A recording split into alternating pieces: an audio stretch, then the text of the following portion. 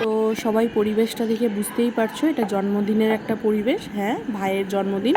আর সাথে মেনুতে ছিল গরম গরম ফুলকো ফুলকো লুচি, তেলে দিলেই একদম লুচিগুলো ফুলে উঠছে, খেতেও অপূর্ব অসাধারণ।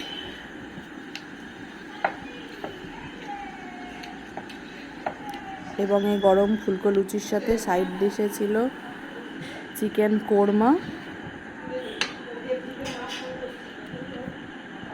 কোরমার টেস্টটাও ছিল অসাধারণ।